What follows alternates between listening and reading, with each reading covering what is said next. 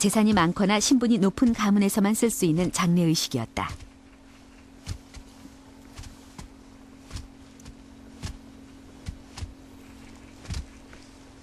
옛날 같으면은 아이들이 죽으면은 그냥 뭐 남한테 알리지도 않고 그냥 뚫뚫 말아가지고 뭐 시기로 이제 지고 가서 이제 묻는데, 그것도 되게 이제 그 여우라든지 그 늑대들이 이제 파먹지 못하게 간단하게 파고 이제 돌을 이렇게 덮어놓는데, 그래서 그 애장굴이라는 곳이 많았습니다. 그래서 이렇게 이제 뭐 어린아이를 이제 회강묘로 했다는 것은 아마도 그 집안에서 그 아이를 이제 찾아내는 비중이라든지 아마도 그 부모가 특별한 애정이 있지 않겠느냐. 그래서 좀 더 그것을 이제 생각해서 남들이 하지 않는 그 회강묘를 썼다고 보는 것이죠.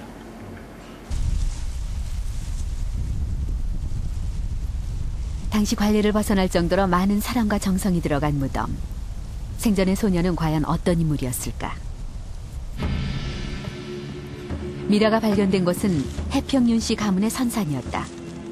후손들은 무덤의 주인이 누군지도 모른 채 400년 동안 정성스럽게 벌초를 해왔다고 한다.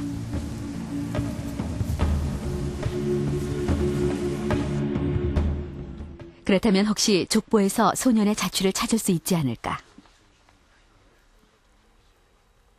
소년이 살았던 것으로 추정되는 1600년에서 1650년대 족보를 살펴봤지만 안타깝게도 소년은 거기에 없었다.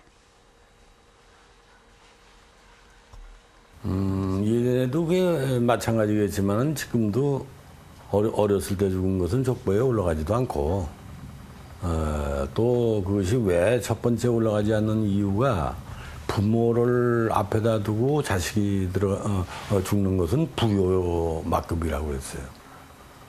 그 불효자를 족보에까지 올려놓는 것은 오히려 그 욕된 일이라고 해서 족보에 올리지 않는 관례가 있습니다.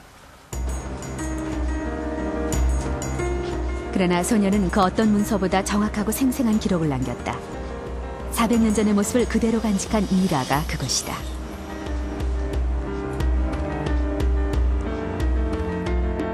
미라의 전신을 1mm 간격으로 정밀 촬영한 CT 사진을 토대로 미라의 두개골이 복원됐다.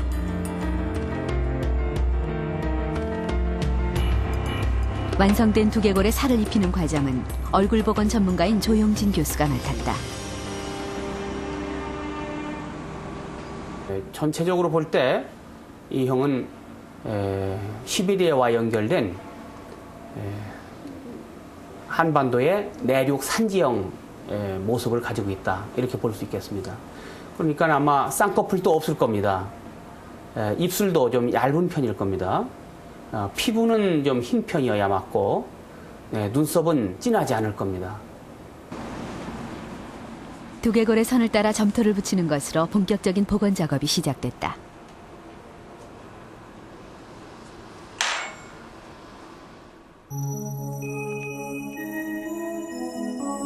그로부터 일주일, 소년의 얼굴이 완성됐다. 바로 이 얼굴이 단 한 줄의 기록도 없이 세상을 떠난 소년 미라의 살아생전 모습이다.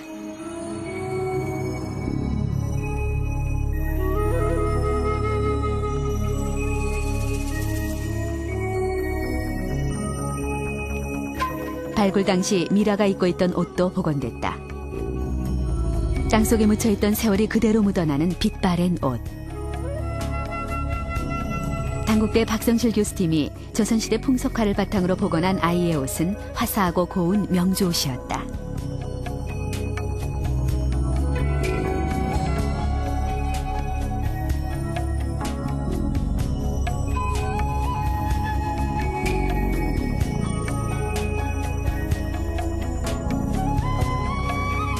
사망한 지 400년 만에 앙상하게 마른 모습으로 세상에 다시 나온 소년 미라.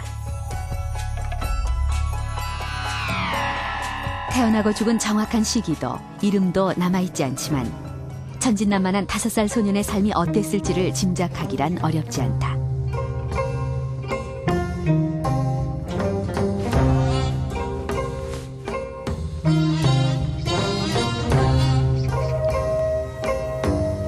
글 공부를 시작하기에도 어렸던 나이.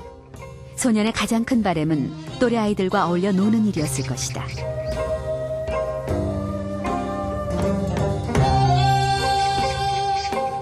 지금도 경기도 양주의 어느 다리와 강가엔 살아있는 것만으로도 행복했을 5살 소년의 기억이 남아있는 것만 같다.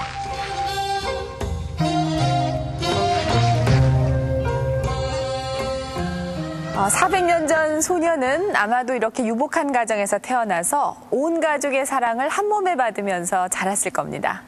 자, 방 안으로 한번 들어가 볼까요?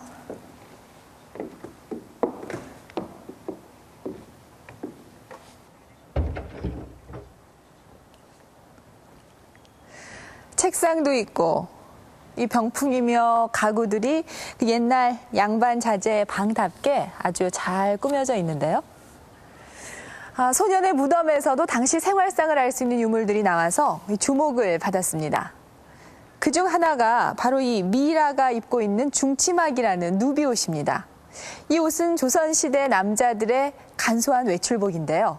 보통 한 가지 색깔의 천으로 만든 어른들의 중치막과는 달리 아이 옷은 이렇게 알록달록한 천을 이어서 만든 것이 특징입니다. 아이들에게 좀 더 밝고 화사한 색상의 옷을 입히고 싶은 부모의 마음, 400년 전이나 지금이나 다르지 않은 것 같네요. 더욱 흥미로운 것은 이 배내의 돛인데요. 앞면은 이렇게 배를 따뜻하게 보호해 줄 수 있도록 길고 넉넉하게 만들었고요. 소매도 손을 다 덮을 정도로 길게 만들었습니다. 특이한 것은 이 옷의 뒷면입니다. 앞섭에 비해서 절반 정도로 짧게 만든 것을 볼 수 있는데요. 이렇게 하면은 이 기저귀가 젖어도 옷은 더러워지지 않겠죠. 아이가 용변을 볼 때마다 갈아입혀야 하는 번거로움을 없앴다는 점에서 당시 여성들의 지혜로움이 돋보이는 부분입니다. 이렇게 미라의 발굴은 시대와 문화를 복원하는 역할을 하고 있는데요. 더욱 중요한 것은 미라의 몸속에 숨어있는 수많은 의학 정보입니다. 400년 전에 소년 미라가 말해주는 이 조선시대 생로병사의 비밀, 그 속으로 들어가 보겠습니다.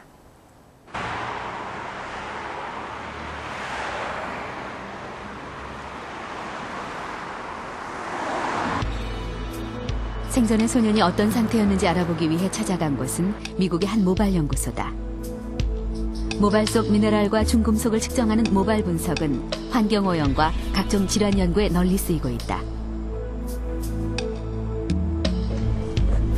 그러나 산 사람의 모발을 주로 검사해온 연구팀은 한국에서 가져간 400년 전 미라의 모발에 큰 관심을 보였다.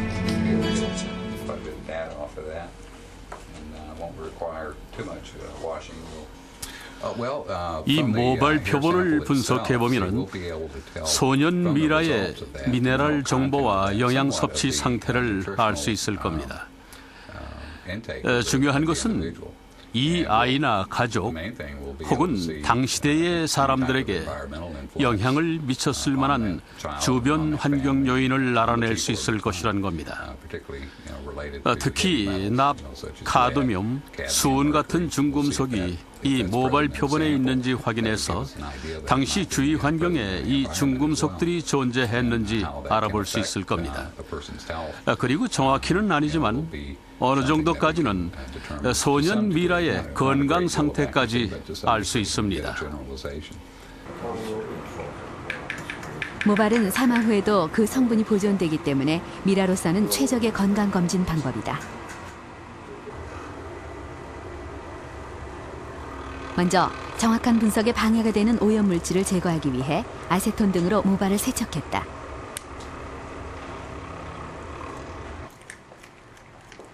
그런 다음 미세한 실험용 가위로 모발을 잘게 자른다.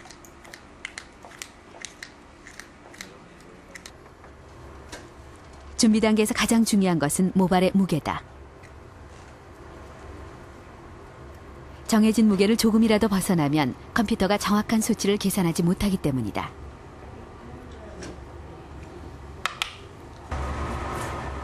마지막으로 농축칠산을 이용해 모발을 완전히 용해시킨다.